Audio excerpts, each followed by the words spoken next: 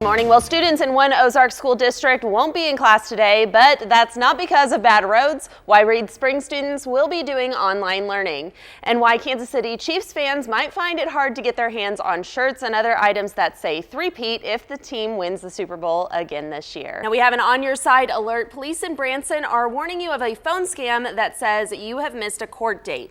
Now the call is coming from the number on your screen, along with claiming to be a part of the department. Now it could be an automated message claiming to be a confidential voicemail of the Branson Police Department, then asking you to leave your information for a call back.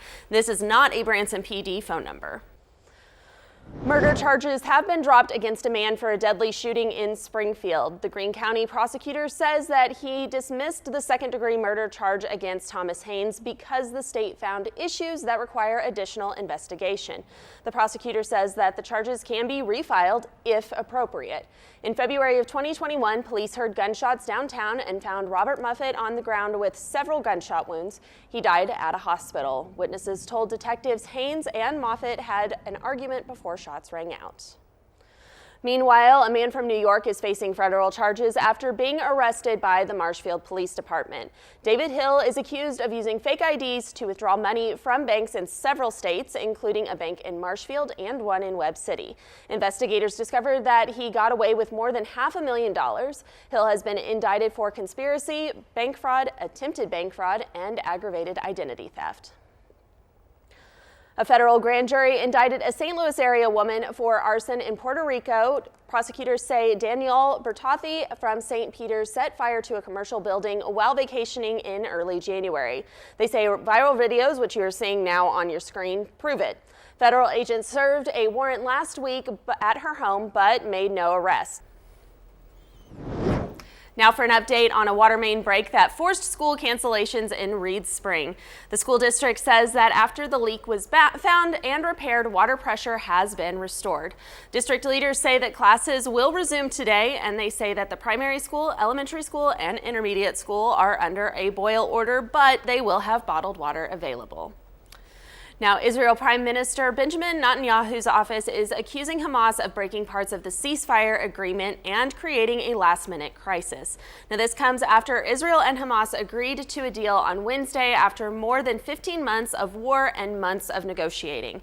The three-phase ceasefire has promised the release of 33 hostages. Dozens of men will still be held captive in Gaza for the second phase of the agreement. After the initial announcement, the St. Louis Palestinian Solidarity Committee says the hope is for this to end permanently. I was on a call with some Palestinians when the news broke today, and it was a really emotional moment. Now, across the Show Me State, people are celebrating the idea of a ceasefire, and that includes Rabbi Jeffrey Abraham, who has saved seats for the hostages since the war first broke out. It's just a relief to hear the news that there's going to finally be hostages that will be released. They've been in captivity for well over 15 months now.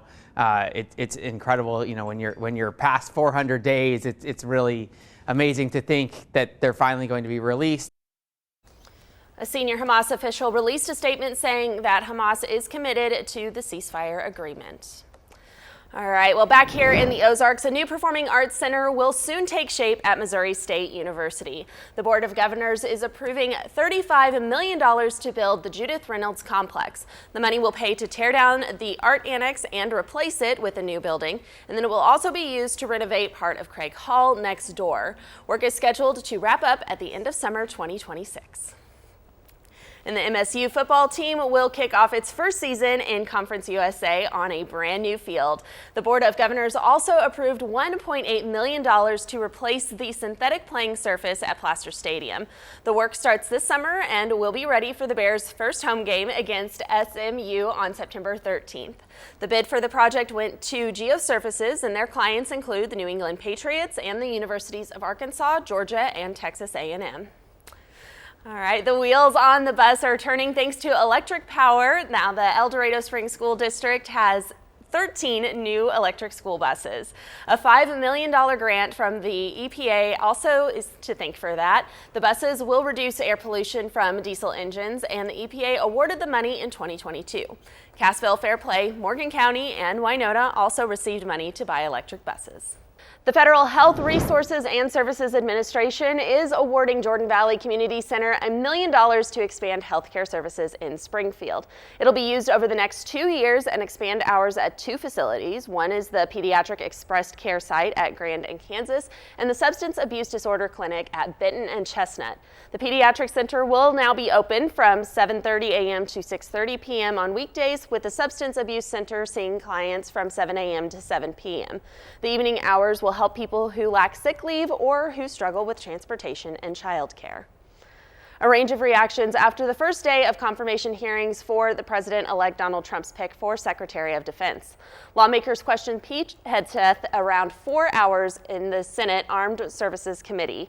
He denied allegations of misconduct and refused to say if excessive drinking or infidelity should disqualify someone from serving in the position.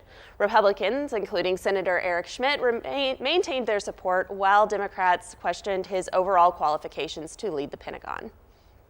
I have concluded that he lacks the character, the competence, and the commitment to do this job. He is probably the least qualified individual ever suggested to be the Secretary of Defense. President Trump won on a reform agenda. Pete Hegseth wants to go do that in the Pentagon that sorely needs reform.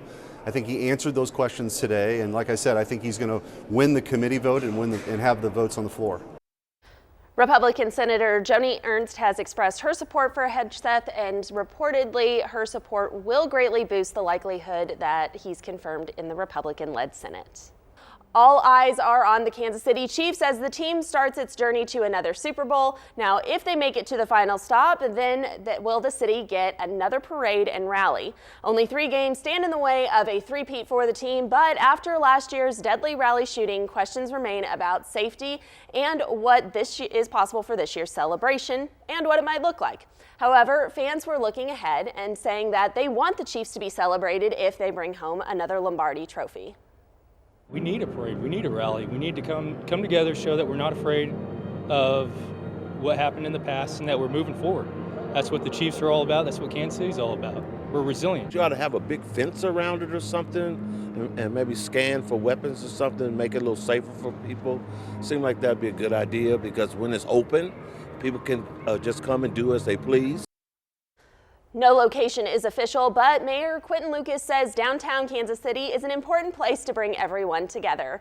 As for ways to change it, there are ideas floating around, such as a longer parade or a ticketed event. All right, but before we get too carried away, the Chiefs open their postseason tomorrow. You can watch the Chiefs AFC divisional round game against the Houston Texans from the comfort of your warm couch on KSPR this Saturday. Kickoff is at 3:30.